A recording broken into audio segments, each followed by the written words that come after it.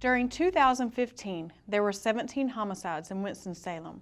12 of those cases have been solved, but despite the best efforts of the city's homicide detectives, some of these murders remain unsolved. I'm Detective Amanda Shea. The police department is seeking help to find the people responsible for 5 unsolved homicides. The city's Crime Stoppers hotline allows people with knowledge of a crime to provide information without giving their name. If you or someone you know has information about the following unsolved murders, please call Crime Stoppers at 336-727-2800. You do not have to give your name. If your information leads to an arrest, you may be eligible for a cash reward.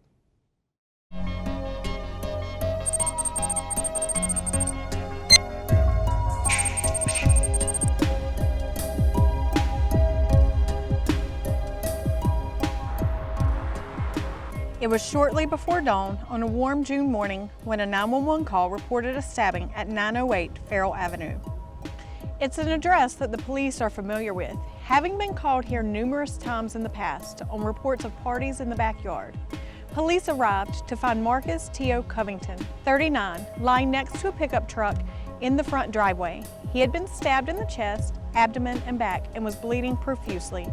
EMS rushed Covington to Baptist Medical Center, but he died a short time later. He never regained consciousness, and police were never able to question him.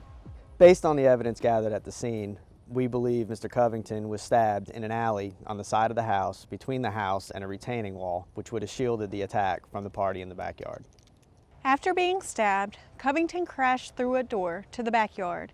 He stumbled through the back patio and around the other side, leaving a trail of blood before collapsing in the driveway. Detectives estimate that as many as 50 people were in the backyard at the time, but only 4 people were still at the house by the time the police arrived. Neither they, nor any of the others whom police tracked down, provided information about who stabbed Covington. At this point, we have been unable to determine a motive for this crime. We need your help to figure out who did this.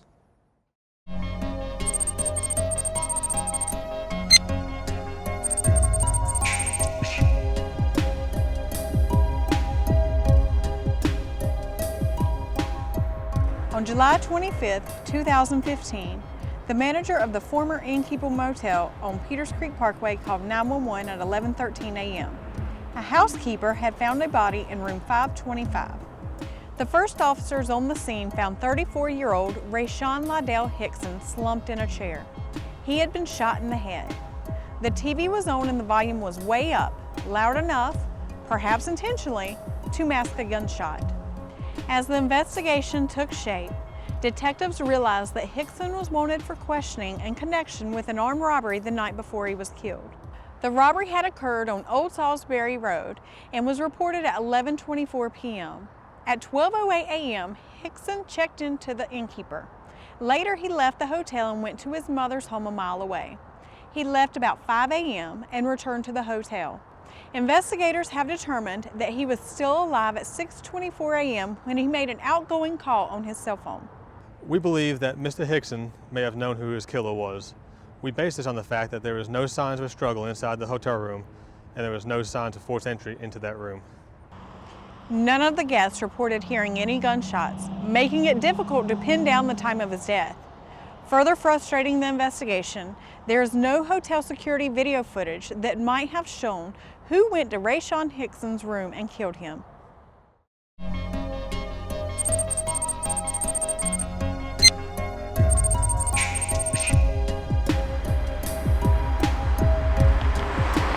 What started as a verbal confrontation outside a downtown club led to murder at a Southside party early on the morning of August 8, 2015.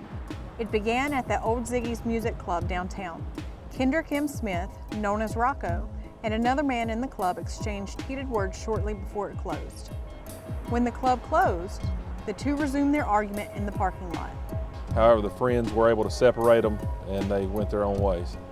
Afterwards, Smith and his friends went to an after party at 1017 East Devonshire Street.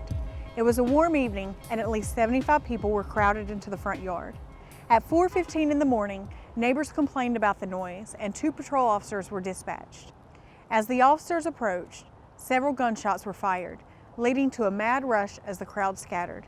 The officers found Smith lying in the front yard, shot multiple times. Witnesses who were here at the party say the same individual who was arguing with Rocco at the club showed up here at 1017 East Devonshire looking for Rocco. However, no one says they saw Rocco get shot. Based on their investigation, detectives have developed a suspect.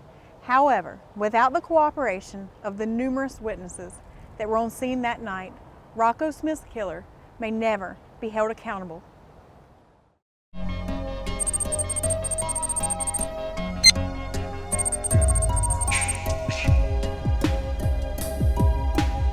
It was just after 10:30 on the morning of Monday, September 14, 2015. A resident was walking his dog along an undeveloped part of Earl Street when suddenly the dog dashed into the thick brush. When the dog refused to come, the man went after it. He found the dog by a dead body, not 10 feet from the street. Detectives later identified the victim as Jonathan Naola Rosales, age 23. Rosales, a known gang member, had been shot to death. Jonathan Rosales' body was located just off the roadway right here on a Monday morning.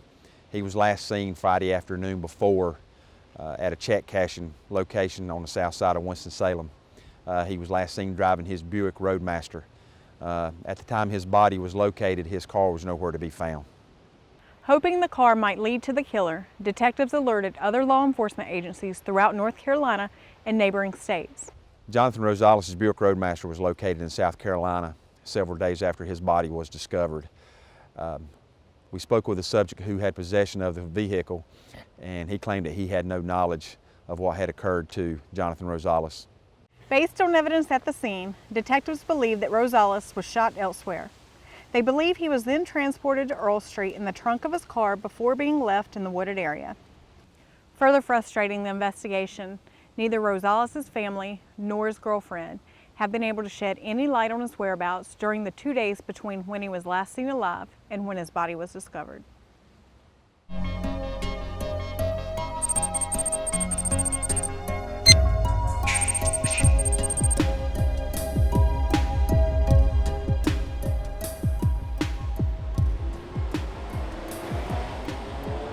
It was a rainy Sunday morning in October. On Highland Avenue, a neighbor saw Johnnie Mae Crockett's apartment door standing open to the elements. He went up and called to her from the doorway. When he didn't get an answer, he went inside. She was lying on her bedroom floor, stabbed and beaten to death.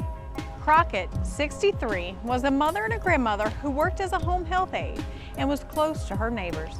On the morning she was found, neighbors reported hearing raised voices in her apartment around 6 a.m. The neighbors were able to tell us that an argument occurred inside that apartment. However, they were not able to tell us what was said during that argument, nor were they able to tell us the gender of the voices. Detectives investigating the scene found the murder weapons, a knife and a metal bar, inside the apartment. Her attacker left a trail of blood as he fled. During the investigation, we were not able to locate any signs of forced entry into Miss Crockett's apartment, which leads us to believe that she may have known who her attacker was.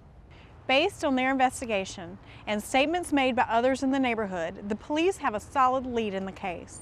However, they have not yet compiled enough evidence to bring a charge, and the suspect has refused to be interviewed by detectives. Detectives are waiting for the results of DNA tests and hope they will provide enough evidence to file charges. In the meantime, Johnnie Mae Crockett's death remains an unsolved homicide. When murders go unsolved, the killers remain at large in our community. The police department wants to find the people responsible for these deaths and get them off our streets. We're asking anyone with any information about these cases, no matter how trivial it might seem, to come forward. That one extra piece of information might be the piece that helps us bring a killer to justice. If you or someone you know has information about the murders of Marcus Covington, Rayshawn Hickson, Kendrick Smith, Jonathan Rosales, or Johnnie Mae Crockett, call Crime Stoppers at 336-727-2800. You do not have to give your name.